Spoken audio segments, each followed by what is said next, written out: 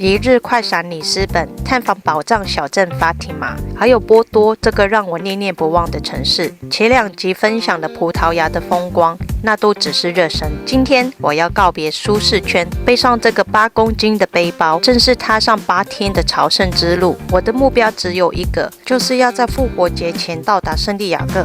被誉为一辈子一定要走一次的朝圣之路，我要亲自走一遍，把真实的体验跟你们分享。你好，我是 Alison， 我在这里分享我的旅游心得，尤其是邮轮的实战经验。欢迎订阅我的频道。那我们现在马上开始。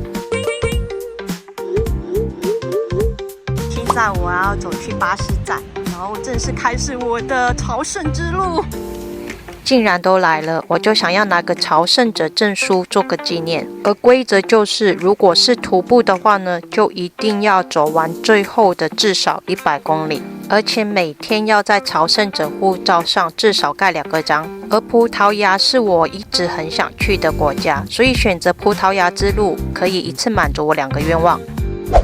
12点40分到达了芬兰萨，很多人都在这里准备或是开始他们的 Camino。 我现在呢也要准备出发了，车站在这里，现在我往这个斜坡上面走去那个堡垒那里。那为什么我只走8天呢？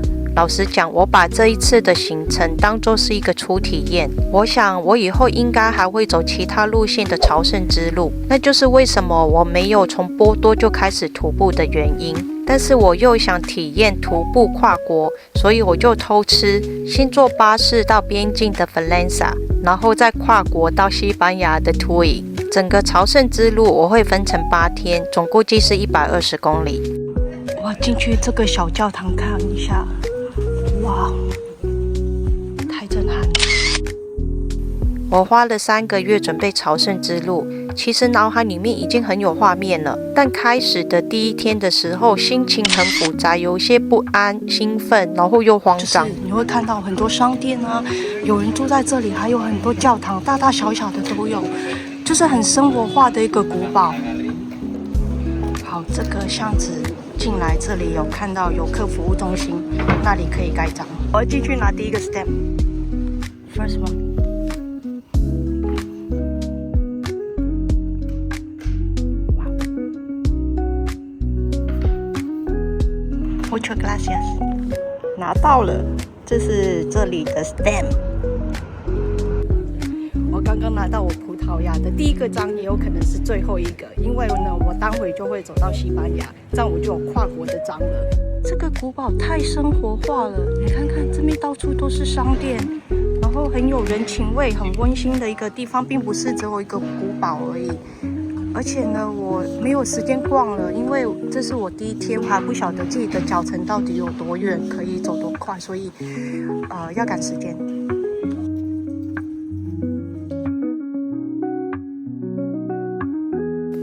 昨天洗了还没有干的袜子，就挂在包包外面继续晒干。楼梯下来之后呢，这里看到有个小小的火车站，然后这里有个路牌，告诉我们往这边走。沿着这个铁轨的下面走，这就是葡萄牙跟西班牙边界的国际大桥。这里还写着葡萄牙。哇，这里景观很好哎！过了这个桥之后呢，不只是到了另外一个国家，我们还有时差1个小时呢。真是太美了，而且我好幸运哦，天气好棒。看看这里的景色，我今天要入住的地方应该就是那里，图伊。然后这边就是我刚刚走过来的葡萄牙。我来到西班牙了。其实这个国际大桥很短，才400公尺，但只要一跨过之后，时差就有1个小时。比如说几分钟前在葡萄牙还是2点，但几分钟之后就变成西班牙的3点了。过了桥之后再走个20分钟，就到了图伊的古城区了。我到了，这里应该就是主教堂。这边是他们的会议中心。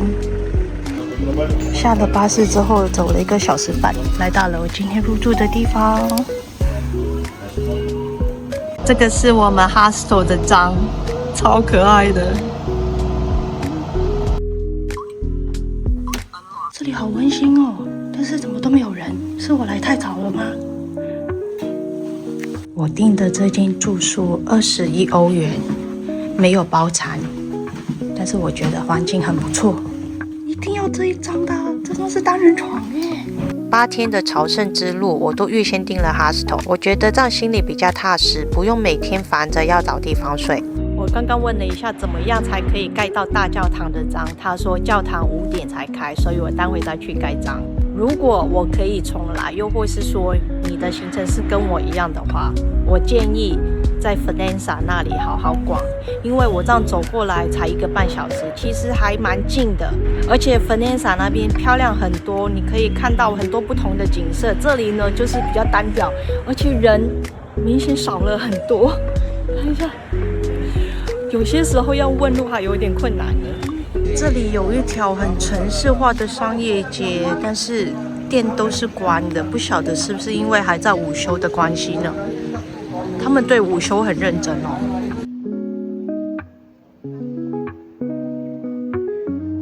这里有一间游客服务中心，我进去看一下。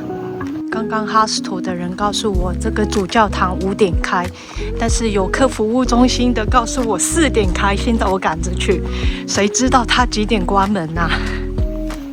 开了，我要进去盖章。第1天的朝圣之路任务完成，我在这里盖了第2个章，也买了一个贝壳挂在我的包包上。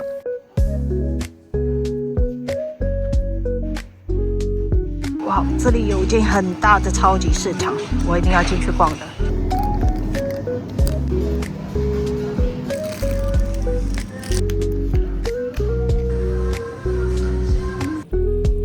这就是我4块半欧元的晚餐，非常大的沙拉加气泡水。7点45，我离开我们的 hostel， 这是今天早上看出去的景色。我现在就从这边开始走。其实昨天同一个房间的室友问我今天要不要一起出发一起走，但是其实这种徒步的方式我更享受一个人的思考时间，自由，不用社交，不用顾虑到别人，别人也不用顾虑到我，所以我就拒绝了。我想享受一个人的时间也是朝圣之路的其中一部分。我后面呢其实是很大的一条马路，很多大卡车会经过，所以呢走卡米诺也有些时候是会遇到这一种状况的。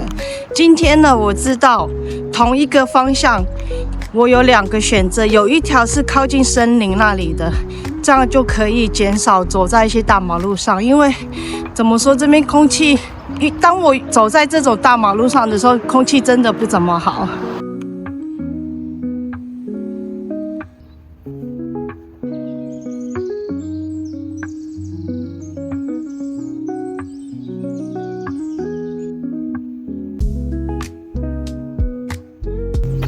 过了刚才那张卡米诺的椅子之后呢，这里有个岔路。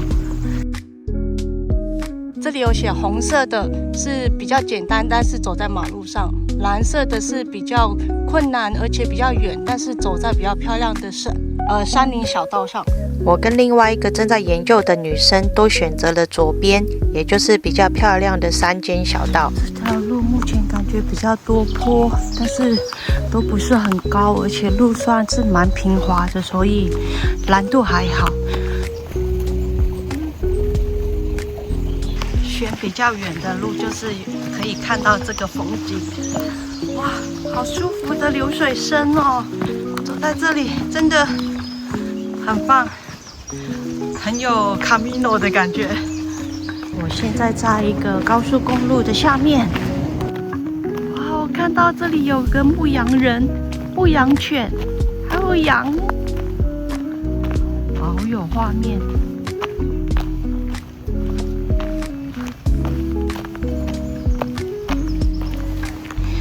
尽管选了一条比较漂亮的路，但是还是会有一些这样子的景色，有些工厂啊、马路啊、卡车的。走到这里有很多商店，还有 Burger King。往那边再走15分钟就是我今天入住的地方，所以我现在先去买吃的。11块半欧元，这里包含我的一些零食、晚餐跟明天的早餐。要穿过这个天桥，才可以安全的跨过这一个很大的交流道。然后那边就是我要住的 hostel。刚刚跟他们聊天，聊着我就到了，他不提醒我还走过了呢。好，终于到了，太好了。好，我到了，扣除半个小时吧，找路跟买东西，总共走了5个小时10分钟。